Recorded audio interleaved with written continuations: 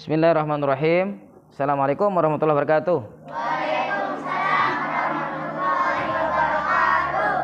Baiklah, sekarang ini saya akan menjelaskan kepada kalian bagaimana sikap kita ketika kita menghadapi orang yang sakit dan akan segera meninggal dunia, atau ada tanda-tanda dia akan segera meninggal dunia karena penyakitnya yang mungkin keras. Maka apa yang harus kita lakukan? Nah, kita contohkan pakai boneka ini ya. Pakai boneka ini kita akan pakai. Ini ceritanya boneka ini adalah orang yang sakit. Maka yang pertama harus kita lakukan adalah misalkan dia menghadap ke ini ya, ke ini, kepalanya ada di selatan. Maka ketika kita melihat, kita jenguk dia atau keluarganya berkumpul begitu ya. Keluarganya berkumpul melihat keluarga yang sedang dalam keadaan sakit keras, atau dia akan segera meninggal. Maka yang pertama yang harus kita lakukan sebagai keluarga ya, sebagai keluarga terutama harus mendekat keluarga terdekat. Siapa yang merasa terdekat dari keluarganya itulah yang berada di ruangan itu. Jangan sembarangan orang yang masuk gitu ya. Siapa yang keluarga terdekat, misalkan anak, kemudian saudara, ayah, ibu, atau istri atau suami. Nah, itulah yang ada di sana. Lalu apa sikap kita? Yang pertama, apabila kepala orang yang sakit akan segera mati, kita anggap akan segera matilah begitu ketika sakarat itu. Maka ketika kepalanya menghadap selatan, maka yang pertama kita harus balik ya. Ya, kita balik arahnya ke sini. Kepalanya taruh di sebelah utara. Kemudian setelah itu maka kita usahakan untuk miringkan seperti ini. Kalau memang memungkinkan kita lakukan. Kalau misalkan bisa kita lakukan dan tidak ada penghambatan. Tapi kalau misalkan tidak bisa karena tempat yang kecil misalkan, maka boleh di sini ada seseorang lah begitu, kita ambil sesuatu untuk mengganjal sebelah sini. Nah, misalkan dia tidak bisa, ganjal seperti ini. Kemudian setelah itu ya, tapi tentu kita lakukan ini, kita miringkan dengan cara yang lemah lembut, jangan kasar, tidak boleh masuk balik ini. Dengan ikan sakit malik ke kasar, harus lembut, kita palingkan ke arah kiblat. Tapi kalau tidak bisa, maka kita biarkan begini, kemudian sedikit menoleh ke arah ini, kemudian kita ganjal sedikit di sini ya. Nah, baru kemudian kita bacakan pelan-pelan di telinganya yang ini ya. Di telinganya kita bacakan apa? Kita bacakan asyhadu alla ilaha illallah gitu. Ya. Atau kita kalau dia masih kelihatan dia masih agak sadar gitu ya. Kita suruh dia tobat. Bertobatlah semeton, bertobatlah bapak, ibu lah begitu, siapa saja dari keluarga kita yang meninggal dunia ini. Kita suruh bertobat dengan cara beristighfar. Ingat misalkan dosa-dosa mungkin yang pernah kita lakukan, sambil dia suruh istighfar. Astagfirullahalazim. Suruh dia tobat. Istighfar. Lalu setelah dia mungkin, tapi itu kalau masih dia bisa bicara ya.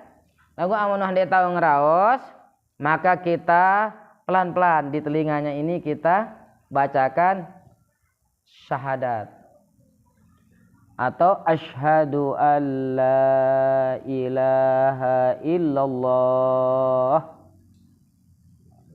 wa asyhadu anna muhammadar rasulullah. Nah, pelan-pelan.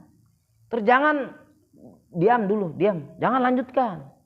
Sambil kita lihat dia menganggukkan, atau kalau dia masih bisa bicara, dengah ongkat. Tahu napa ndek?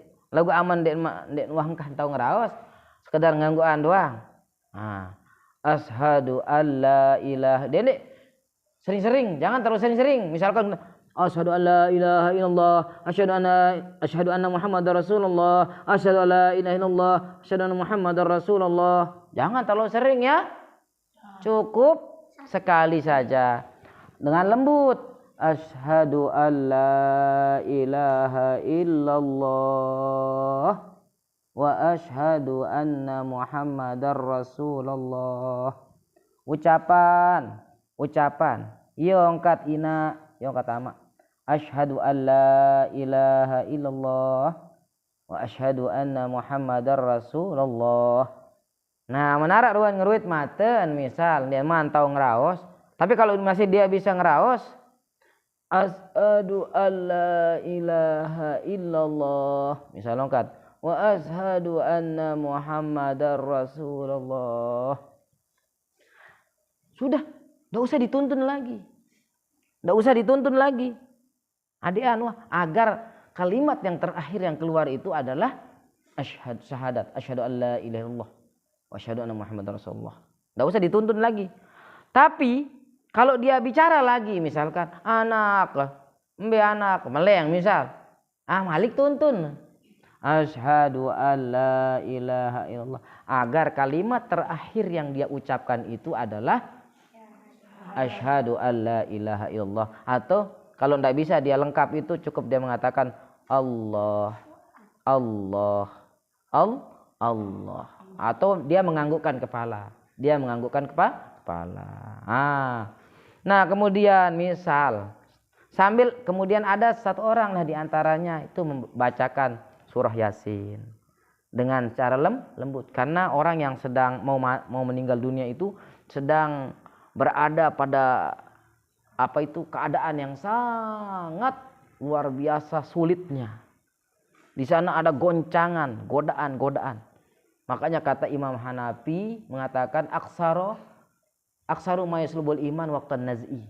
Iman seseorang itu banyak akan rontok, banyak akan hilang ketika dia nazak nyengken sakratul maut, dengan cabut nyawa nu. Ieu teu luwe gugur iman seseorang. Oleh karena itu kita bacakan surah Yasin, karena di dalam surah Yasin itu membicara tentang hal ihwal iman, hal ihwal hari kiamat dan kebangkitan dan keteguhan iman. Ya buat tersuruh bacaan surah Yasin. Lagu sekik dengan ini lelui rame-rame nu. Sekik-sekik aden dengah bacaan surah Yasin nu. Sekik dengan bacaan pelan-pelan terus Yasin wal Qur'anil Hakim. Nah, itu. Paham? Nah, misalkan kalau dia sudah meninggal.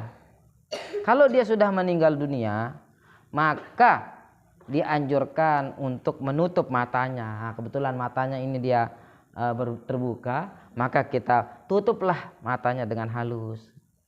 Tutup matanya.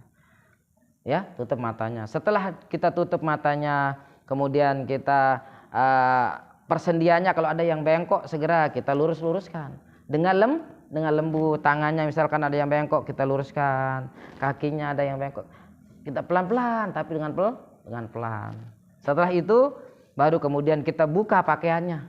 Kita buka pakaiannya semua, lalu kemudian kita ganti dengan kain yang halus. Kita tutupi dia. Nah, kita tutupi begini. Ya, kita tutupi. Ya, kita tutupi seperti ini. Baru kemudian segera kita urus jenazahnya, kita mandikan. Segera kita mandikan. Tak boleh tunda-tunda. Mandikan, kemudian kita sholatkan jenazahnya. Terutama yang harus segera menyolatkan jenazahnya adalah anak-anaknya, keluarga-keluarga terdekatnya. Ya, dia yang menyolatkan jenazahnya karena dia lebih ikhlas dalam mendoakan orang tuanya atau keluarga